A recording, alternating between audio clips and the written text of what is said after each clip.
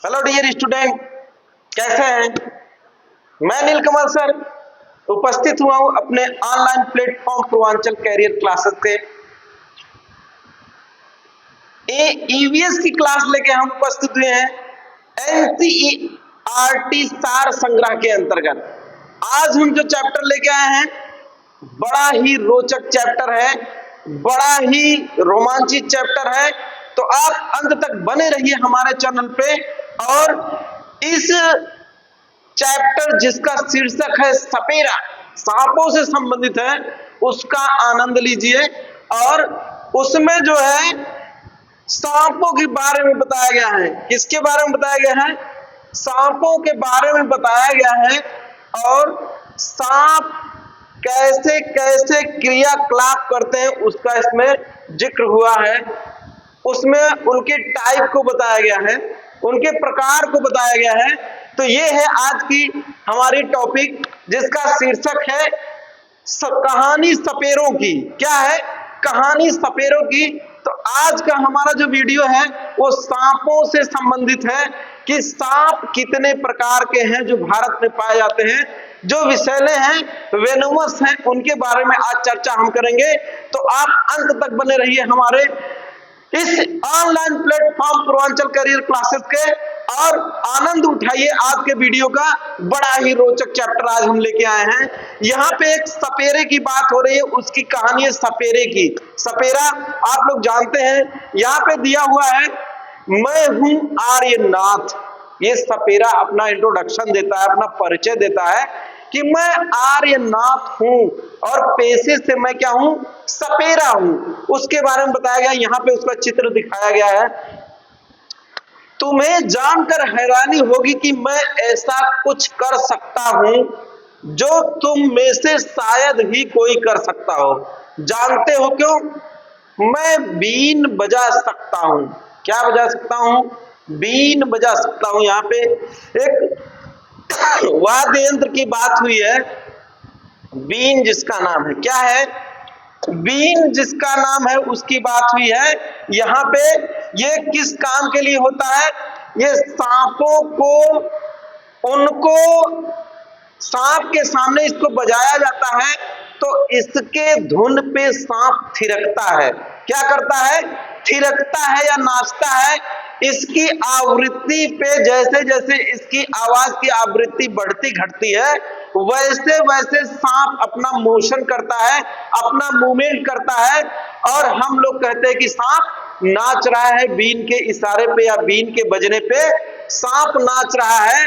हालांकि ये उसकी जो आवृत्ति होती है आवाज की, जिससे बीन से जो आवाज निकलती है उस पे उसकी आवृत्ति के कारण वो मूवमेंट करता है या घुमाव करता है। कौन? सांप करता है, उसी की बात हो रही है।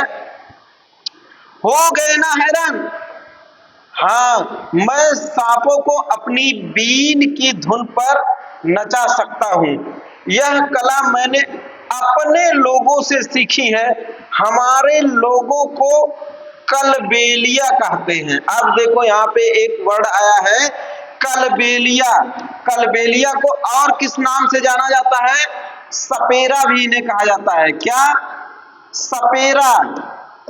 सपेरा भी कलबेलिया को ही कहा जाता है। इस चीज को आप जानते रहिए, इस चीज को आप नोट करते रहिए कि जो आपका कलबेलिया है उसी को सपेरा भी कहा जाता है, उसी को सपेला जोगी भी कहा जाता है। क्या कहा जाता है? सपेला जोगी। सपेला जोगी, ठीक है। ये भी नाम कहा जाता है किसको? सपेरा को। आपने देखा इसे सपेरा नाम से जाना जाता है, सपेला जोगी नाम से जाना जाता है और कलबेलिया नाम से जाना जाता है। और आपको हम बता दें कलबेलिया जनजाति, कलबेलिया जनजाति ये कहां पे सर्वाधिक पाई जाती है भारत में? कहां पे पाई जाती है इसके बारे में आपको बता रहे हैं कि कलबेलिया एक जनजाति है और जिसका काम होता है सांपों को पकड़कर उनसे अपना जीविका चलाना, उनको दिखा करके उनसे जो पैसा मिलता है या बदले में जो अनाज मिलता है उसके माध्यम से अपना ये क्या करते हैं, जीवन यापन करते हैं। और ये भारत के संदर्भ में सर्वाधिक कहां पे ये मिलते हैं, भारत के संदर्भ में सर्वाधिक राजस्थान राज्य में। कहा, राजस्थान राज्य में मिलते हैं। और एक जिला है पाली जिला। कहां पे, पाली जिला में। आपने देखा कि इन्हें सपेरा कहा जाता है, इन्हें कलबेलिया कहा जाता है, इनके सपेला जोगी कहा जाता है या सपेला जागी कहा जाता है। ये कहां पे सर्वाधिक मिलते हैं भारत में, तो राजस्थान राज्य के पाली जिला में मिलते हैं। इस चीज को आप नोट करिएगा। और इन्हीं लोगों से बना है कलबेलिया नृत्य। क्या बना है, कलबेलिया नृत्य। इसको भी पूछा है कई परीक्षाओं में, कलबेलिया नृत्य कहां का है, कलबेलिया नृत्य कहां के लोग करते हैं, इसके बारे में बताया गया है। तो कलबेलिया नृत्य कहां के लोग करते हैं, राजस्थान के लोग करते हैं। राजस्थान में एक कलबेलिया जनजाति पाई जाती है, उसके द्वारा जो नृत्य किया जाता है उसे कलबेलिया नृत्य कहा जाता है। उम्मीद करते हैं कि आपको ये तथ्य स्पष्ट हो गया होगा, आप जान गए होंगे कि ये क्या है कलबेलिया, उनका पेशा क्या होता है और वो क्या क्या काम करते हैं। आप उम्मीद करते हैं कि आपको ये स्पष्ट हो गया होगा। आगे चलते हैं। मेरे दादा ये इंट्रोड्यूस कर रहा है कि इसको जो है कहां से मिली है ये कला, सांपों को पकड़ने की कला और बीन बजाने की कला कहां से मिली है, उसके बारे में ये चर्चा कर रहा है। मेरे दादा सोमनाथ जी हमारी जाति में बहुत मशहूर थे। वे बहुत आसानी से खतरनाक और जहरीले सांपों को पकड़ लेते थे। वे मुझे कई बार अपने बीते दिनों के किस्से अभी भी सुनाते हैं। आओ तुम भी सुनो उनकी कहानी, उन्हीं की जुबानी। तो कोई भी अगर बालक है वो किसी ना किसी परिवार में उसका पालन पोषण होता है, और जो परिवार होता है कोई ना कोई व्यवसाय अपनी जीविका चलाने के लिए किया रहता है। तो बच्चे जो होते हैं विरासत में उनको ये ज्ञान मिलता है, अपने परिवार से मिलता है। वैसे इनको भी मिला अपने दादाजी के माध्यम से, उनके अनुभवों के माध्यम से कि कैसे जहरीले सांपों को रेस्क्यू किया जाता है, कैसे जहरीले सांपों को बचाया जाता है, कैसे जहरीले सांपों को पकड़ा जाता है, उसके बारे में उनके अनुभव की चर्चा करने जा रहे हैं। कौन करने जा रहे हैं, जिसको हमने आर्यनाथ अभी बताया, आर्यनाथ करने जा रहे हैं अपने दादा के अनुभवों के बारे में। अब देखो एक और यहाँ पे आया है इंपॉर्टेंट चीज, इसको भी आप नोट करिए। इसमें दिया हुआ है कि नाग गुम्फन, ये एक क्या है, डिजाइन और रंगोली है। और ये कहां पे ज्यादातर यूज होती है, सौराष्ट्र में, गुजरात में और दक्षिण भारत में प्रयोग की जाती है। इसकी रंगोली बनाई जाती है जिसमें दीवारों को सजाने के लिए क्या इसका नाम है, नाग गुम्फन। नाग गुम्फन उसका नाम है। कहां पे, सौराष्ट्र, गुजरात और दक्षिण भारत में इसको बनाया जाता है रंगोली के रूप में। इसको भी आप याद करिएगा। आगे दिया हुआ है, किस्से की शुरुआत करने से पहले बच्चों के सांपों से जुड़े अनुभव पर बात करने से किस्सा और भी दिलचस्प हो जाता है। अर्थात आपको अगर हम किस्सा सांपों की सुना रहे हैं तो आपसे हम पूछ सकते हैं क्या आपने कोई सांप देखा है, और वो सांप विषैला है अथवा नहीं विषैला है, वो और क्या उसके बारे में हम जानते हैं, उसके पास फन है कि नहीं है, उसकी आवाज कैसी होती है, इत्यादि चीजों को बच्चों से साझा करके फिर आगे इस पे चर्चा होनी चाहिए। आइए इनके दादाजी की जो यादें हैं उसके बारे में चर्चा करते हैं आर्यनाथ के। इसमें इन्होंने बताया मेरे दादा परदादा सभी सपेरे थे, यानी कि इनका जो संबंध है वो सपेरा परिवार से है, सपेरी जनजाति से है। हमारी जिंदगी सांपों से ही जुड़ी रही। कंधों पर कांवड़ जैसे पिटारी लटकाए हम एक गांव से दूसरे गांव घूमते हैं। हम जहां भी जाते हैं हमें देखकर लोगों की भीड़ इकट्ठी हो जाती है। फिर हम पिटारी में रखे बांस की टोकरी में से निकालते हैं अपने प्यारे सांप को। आपने भी देखा होगा मार्केट में, गांव में जो सपेरा होते हैं वो क्या करते, बांस की पिटारी लिए रहते हैं, उसमें सांप को रखे रहते हैं, उसके जहरीले दांतों को तोड़ करके और लोगों को दिखाते हैं। इसके बदले में सभी लोग उनको क्या देते हैं, अनाज देते हैं, पैसा देते हैं, जिससे कि उनका जीवन यापन होता है। उसी के बारे में यहां बताया गया है।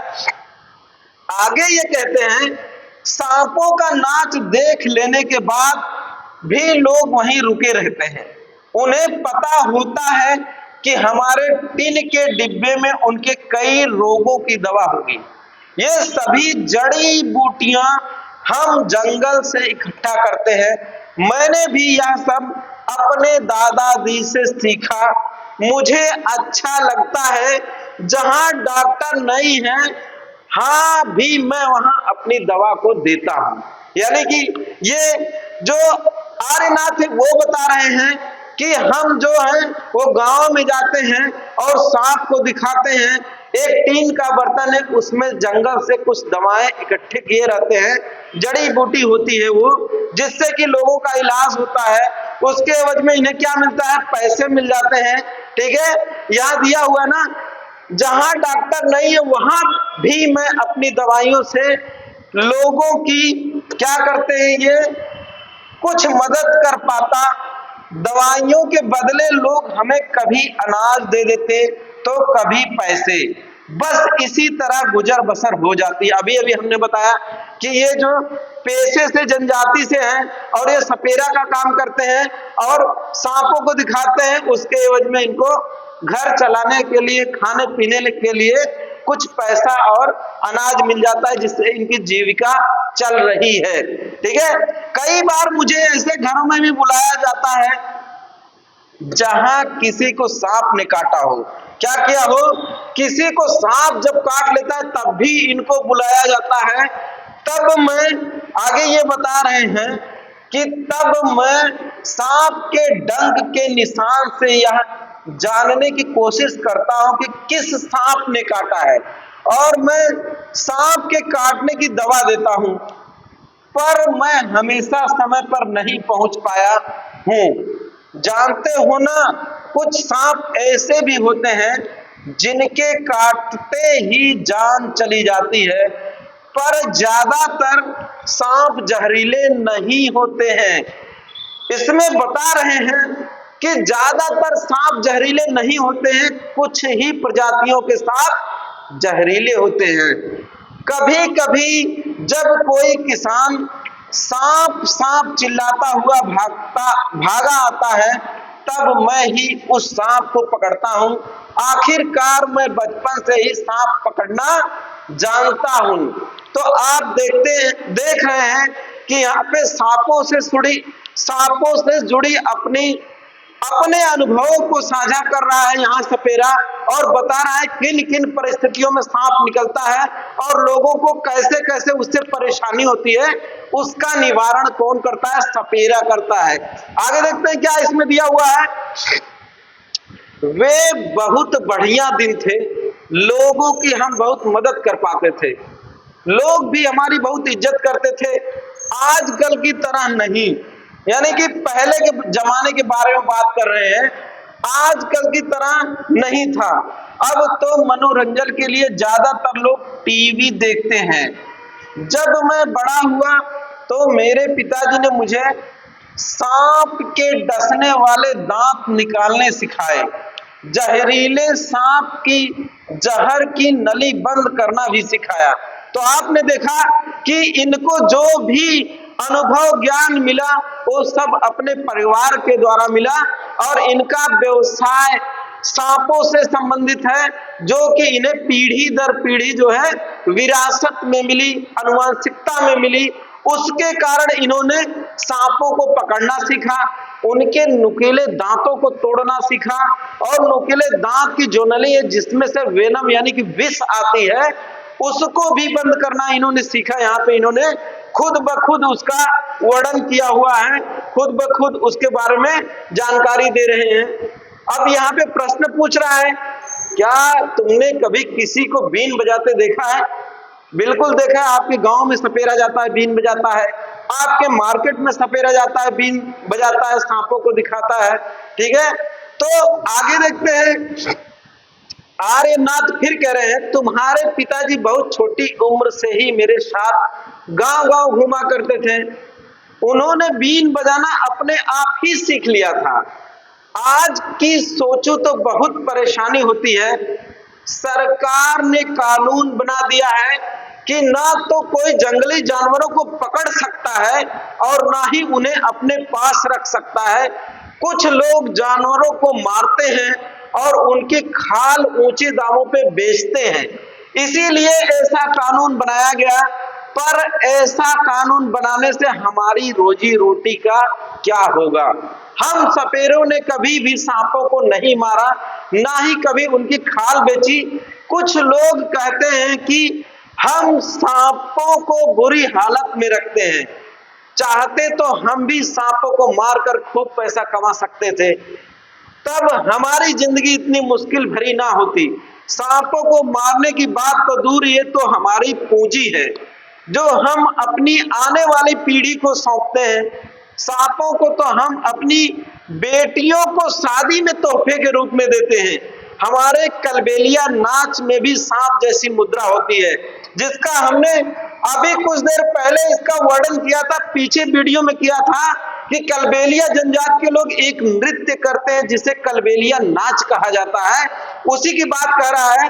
और ये बता रहे हैं कि इनकी बहन बेटियों की शादी में गिफ्ट के रूप में, दहेज के रूप में सांपों को दिया जाता है। ये सांप मित्र कहलाते हैं।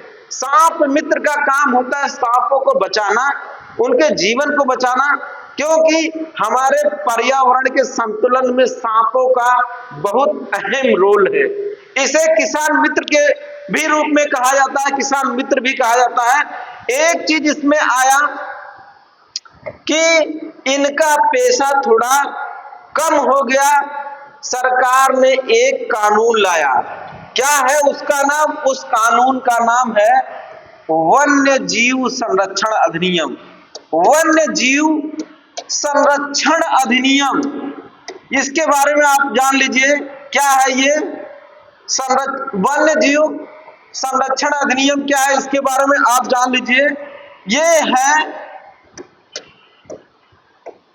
इसके तहत पहले तो जान लीजिए ये आया कब। ये 1972 में आया। कब आया? 1972 ईस्वी में आया वन्य जीव संरक्षण अधिनियम। इसके तहत कोई भी व्यक्ति किसी भी जंगली जानवर या जीव जंतु को रख नहीं सकता अपने पास। ऐसा करने पे उसे कानूनी दंड दिया जाता है। वन्य जीव संरक्षण अधिनियम की बात अभी अभी बताया गया है कि अब तो हम लोग इसको पास भी नहीं रख सकते हैं। ठीक है, किसकी वजह से? वन्य जीव संरक्षण अधिनियम 1972 ईस्वी में आया। उसके तहत आप जंगली जानवरों को पाल नहीं सकते, अपने पास रख नहीं सकते हैं। तो इसको भी आप नोट कर लीजिएगा वनडे एग्जाम के लिए, ये बड़ा ही इंपॉर्टेंट है। इससे प्रश्न बने हुए हैं और यूपी टेट में तो कई बार पूछा है। वन्य जीव संरक्षण अधिनियम कब पारित हुआ? 1972 में पारित हुआ, जिसका अभी अभी हमने जिक्र किया हुआ है। आगे चलते हैं। यहाँ पे देखिए इनकी कलबेलिया नृत्य है, यही कलबेलिया नृत्य है, बीन पार्टी इनकी है। आर्यनाथ ये आगे बोलते हैं, आर्यनाथ यहाँ पे आगे बताया गया, आर्यनाथ तुम्हें अपने लिए अलग तरह की जिंदगी सोचनी पड़ेगी। तुम सभी अपने पिताजी की तरह बीन बजाने में माहिर हो।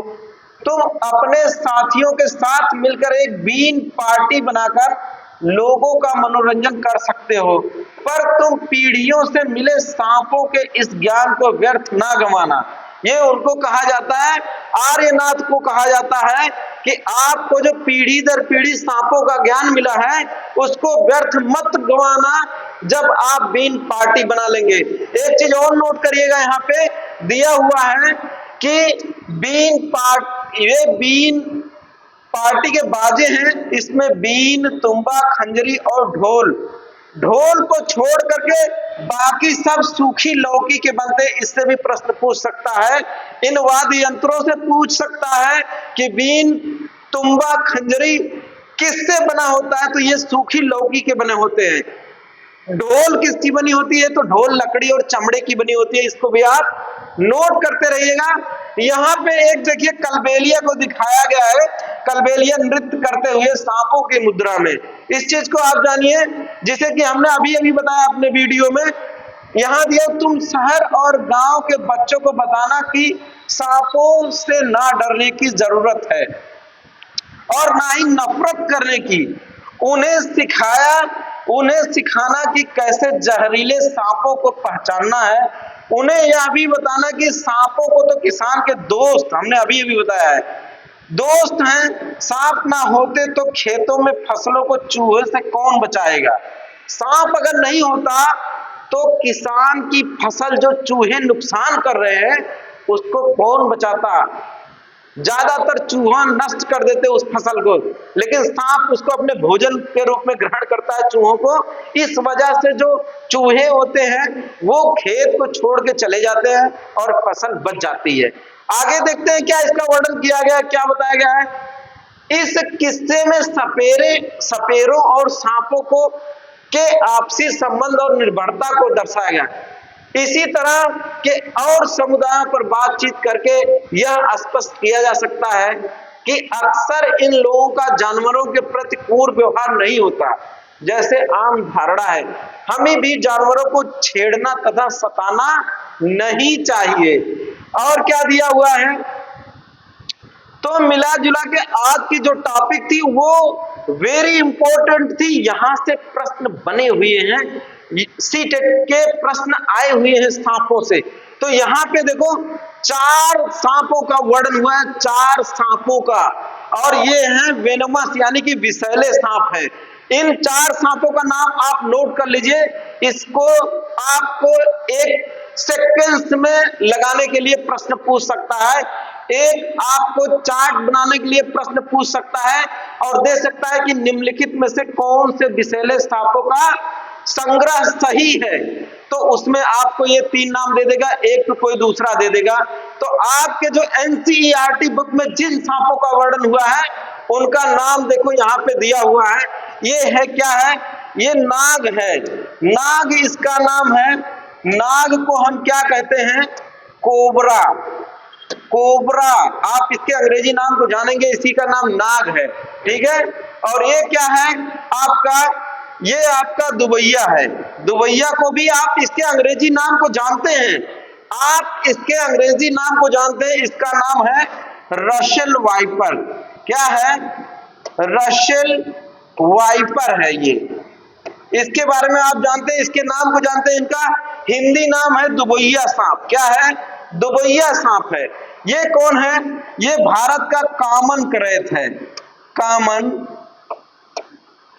क्रेथ है, इसको आप जानते रहिए। और ये कौन सा सांप है, ये आपका अफाई सांप है। इसका अंग्रेजी है कारपेट वाइपर, ठीक है। तो आपने देखा कि यहाँ पे अफाई है, कॉमन क्रेथ है, इधर जो है दुबैया है, इधर नाग है। यही 4 ऐसे सांप हैं जो भारत में पाए जाते हैं, जो विषैले होते हैं।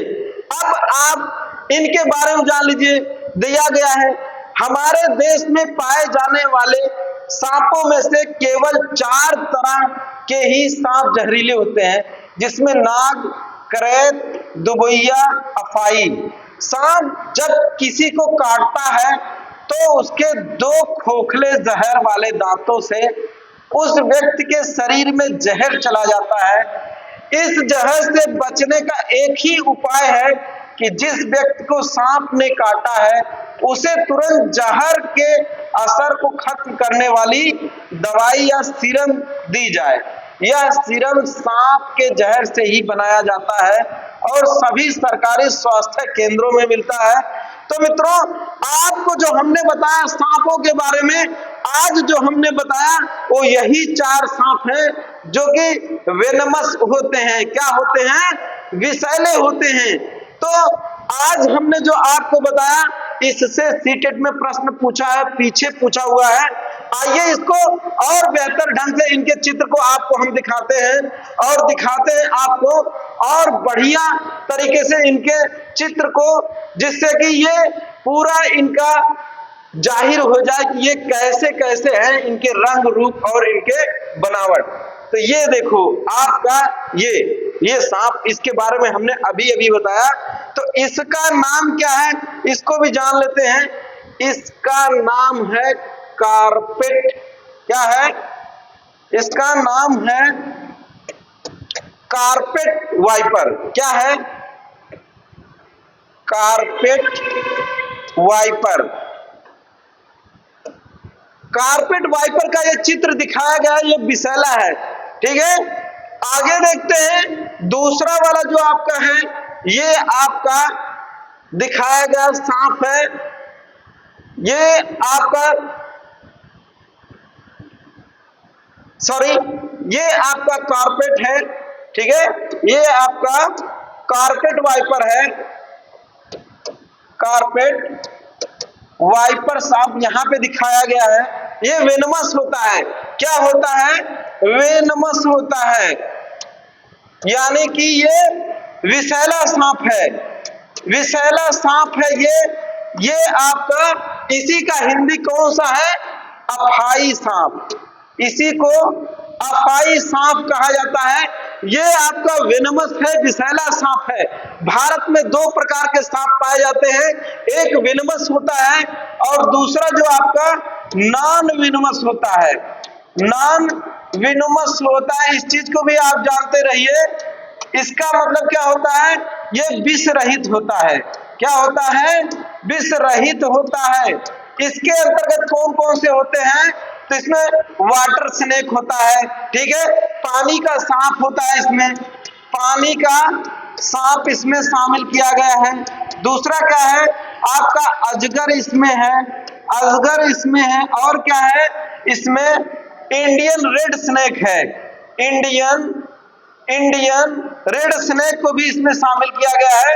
इंडियन रेड स्नेक किसे कहा जाता है? इंडियन रेड स्नेक जो होता है वो भारत में हमारे देशज भाषा में उसे धामीन कहा जाता है। क्या कहा जाता है? धामीन कहा जाता है। और इसका जो है अंग्रेजी नाम है इंडियन रेड स्नेक। क्या है? Indian red snake. ये नॉन वेनमस है, यानी कि इसमें विष नहीं पाए जाते हैं। और ये आपका अफाई जो है, ये आपका वेनमस है। अगला जो ये हमने फिगर दिखाया, ये आपका रसल वाइपर है। क्या है? Russell viper. इसको दुबोई कहा जाता है। दुबोई सांप। क्या कहा जाता है? दुबोई सांप। और इसकी अंग्रेजी क्या है? रसल वाइपर इसका नाम है। इसको भी आप नोट करिएगा।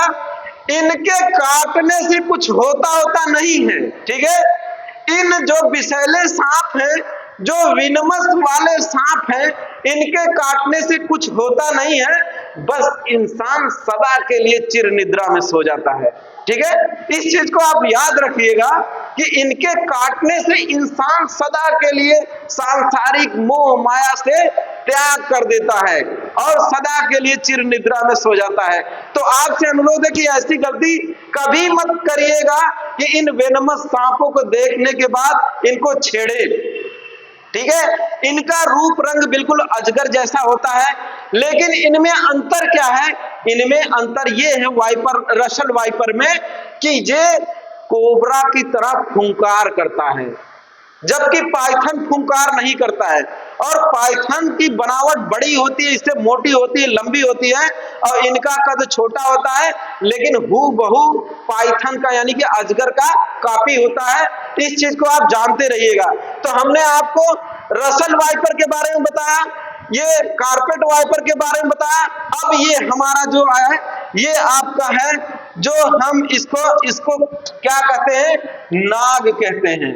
नाग। इसकी अंग्रेजी क्या है? कोबरा है। कोबरा।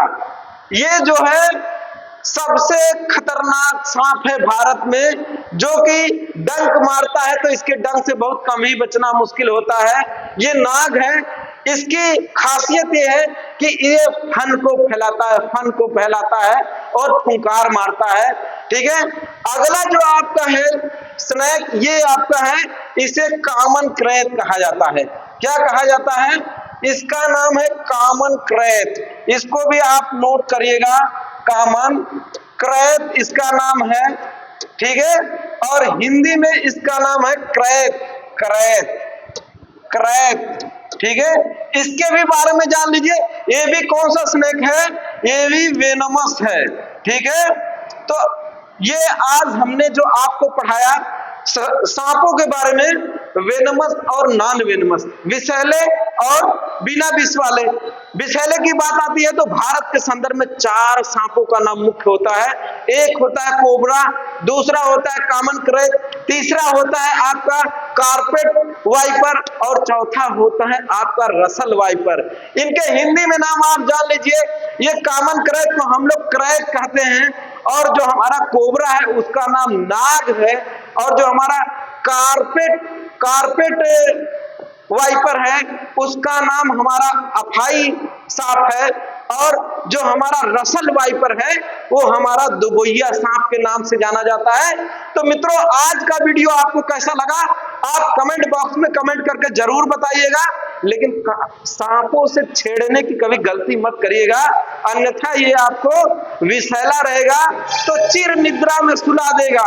ऐ मानो आओ सदा के लिए तुम्हें चिर निद्रा में सुला दूं, ऐसी स्थिति में पहुंचा देगा।